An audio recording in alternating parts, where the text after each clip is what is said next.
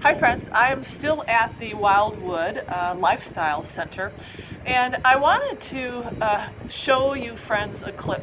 It's an informational clip. We had a lovely couple that came in, and what they do for a living is go from church to church giving seminars about how to eat healthy with a whole food plant-based diet. And I've got a lot of good footage, and I got a lot of great recipes that I want to share with you. But right now we're talking about two things that are really important with the whole foods plant-based diet. And one of them is the use of salt.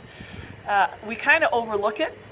We are so used to the American Standard Diet using iodized salt, and we've really been misled into thinking we need that iodine for our diet. And that is so far from the truth. We can get iodine from other sources, better sources than plain table salt. Plain table salt is death. It raises the blood pressure, it hardens the arteries. We should not even be using it in our diet, but we do. And there is a healthy alternative, and she's going to talk about it, and that's Himalayan salt. The other thing is just a little tidbit of information. When you switch over to a whole food plant-based diet, there's a lot of recipes that use cashew nuts. You know, it's rich in nuts.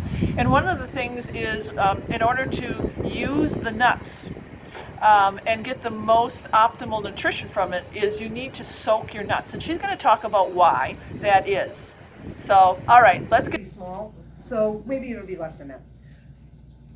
We are going to make our sauce base right now, and it's going to start with some cashews. Now, Ron, I'm going to ask you to drain and rinse those for me. I have soaked my cashews. Did I tell you about soaking cashews yesterday? Okay. I must have told those other people then. All right. So why do we soak nuts? Well, when we use raw nuts, raw seeds, raw grains like rice, or when we're using beans, we usually soak them. And there's a reason. Well, first of all, you know the obvious reason why we soak beans, right? I like to say, if you don't, you get a little windy, if that's a good way to put it, right? You can get a little windy. So what we do is, and why though? Why do we get a little windy? Well, it's because there's a protective enzyme on all of those substances called phytic acid. Now, phytic acid,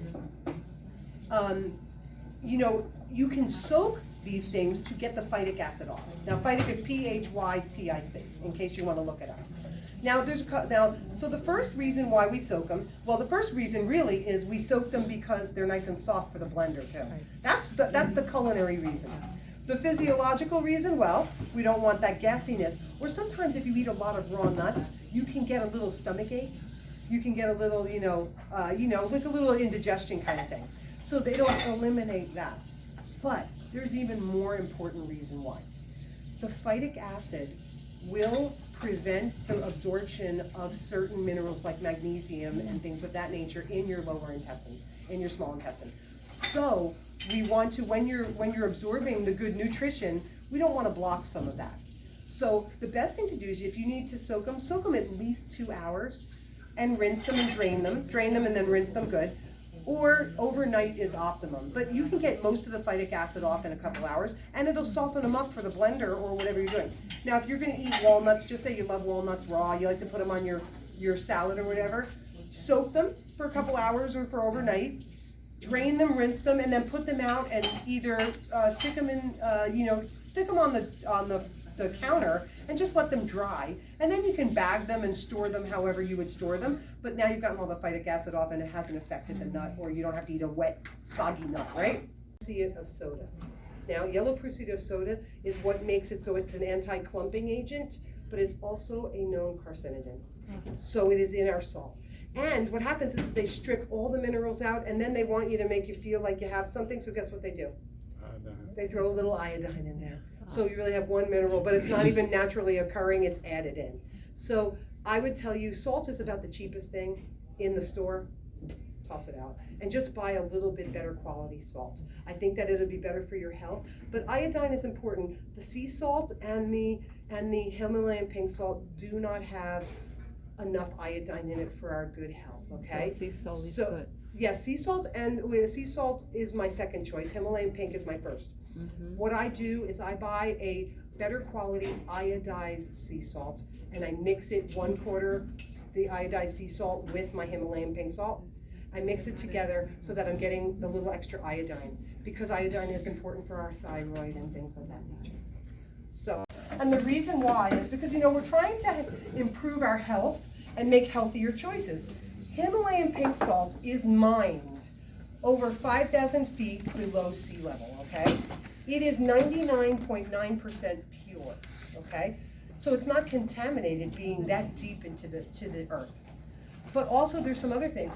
It is kind of pinky color. Sometimes it'll be a little more on the white side. Sometimes it's a little other color. But this pinky color is caused because it is high in minerals. In fact, it has 84 trace minerals in it. So of course, I like to choose this because it has a higher mineral content, healthy minerals for our body. However, there are other salts on the market that you may want to choose. The second one I would recommend would be Celtic sea salt. Again, that's a salt that's mined. It's mined in Ireland, in England, in that area of the world. And it has, and sea salts generally have about 60% of 60 trace minerals. So not too bad. You're going 84 to 60, a little bit less, you know, a quarter less, but you're still getting some trace minerals in it. The problem that I face with not Celtic sea salt, but sea salts in general.